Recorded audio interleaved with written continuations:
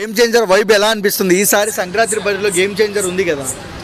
Game changer ఉంది bro, చాలా బాగుంది గేమ్ చేంజర్. మన ట్రైలర్ కూడా చూసినాము, టీజర్ అనుకుంటా, ట్రైలర్ వచ్చింది. బట్ టీజర్ బ్రో, టీజర్ మాత్రం హైలైట్ ఉంది. మన శంకర్ గారు అయితే టీజర్ మాత్రం హైలైట్ కట్ చేసారు. మన సంక్రాంతికి వస్తుంది కాబట్టి డబల్ సంక్రాంతి అనుకోవచ్చు ఇది మన గేమ్ చేంజర్. ఎందుకంటే రామ్ చరణ్ గారిని ఇష్టపడని వాళ్ళంటే ఎవరు లేరు. గ్లోబల్ స్టార్ అయ్యిండు RRRతో, అంటే దేశమంతా మన రామ్ చరణ్ అంటే తెలిసింది.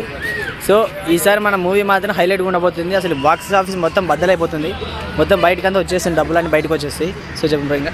అంటే అన్న ఇంతవరకు పొలిటికల్ క్యారెక్టర్ చేయలేదు, అవునవును, ఫస్ట్ టైం చేశారు కదా, ఎలా అనిపిస్తుంది?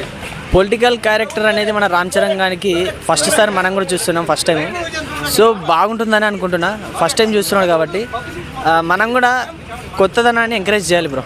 ఎందుకంటే పబ్లిక్ బయట ఉంటారు కాబట్టి అందరూ ఎంకరేజ్ చేయాలి, బాగుంటుంది. ఎందుకంటే రాజకీయం అనేది బయట జరిగేది లోపల ఉంటుంది. సో మన రామ్ చరణ్ గారి క్యారెక్టర్ అనేది బాగుంటుందని అనుకుంటున్నాను. ఎందుకంటే డబల్ క్యారెక్టర్ ఉన్నట్టుంది, కాలేజ్ నుంచి వెళ్ళి ఇట్లా రాజకీయంలో ఉండడం అనేది ఒక యూనిక్ అనుకోవచ్చు. మన స్టోరీ మాత్రం శంకర్ గారు అయితే హైలైట్ డైరెక్ట్ చేస్తారు. అండ్ రోబో 1, రోబో 2 చూసింటారు మీరు, అది డైరెక్షన్ మాత్రం హైలైట్గా ఉంటుంది. సో మన మూవీ మాత్రం ఓవరాల్గా మంచిగా ఉంటుందని అనుకుంటున్నాను బ్రో నేను. అంటే శంకర్ గారి సినిమాలో రోబో తర్వాత అన్ని టెక్నికల్గా చూసాము, కానీ మన దిల్ రాజు గారు ఒక మాట అన్నారు, పాత శంకర్ని చూడబోతున్నాము, కమర్షియల్ వేలోనే ఉంటుంది సినిమా అన్నారు.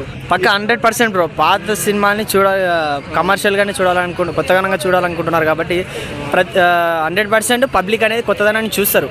ఎందుకంటే లుక్స్ చూసినప్పుడు మన రామ్ చరణ్ గారి ఒక 20 years 25 years ఉన్నట్టు అనిపిస్తుంది మనకి లుక్స్ చూసినప్పుడు.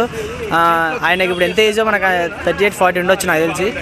ఆ ఏజ్ నుంచి మనకి ఈ ఏజ్ తీసుకొచ్చాడు కాబట్టి అసలు మూవీ మాత్రం అసలు మామూలుగా అయితే ఉండదని అనుకుంటున్నాను నేను, బాగుంటుంది. అండ్ శంకర్ గారి డైరెక్షన్ అంటే ఇంక మనం పేరు పెట్టకూడదు శంకర్ గారి డైరెక్షన్ గురించి. సో ఓవరాల్గా అయితే మంచిగానే ఉంటుంది.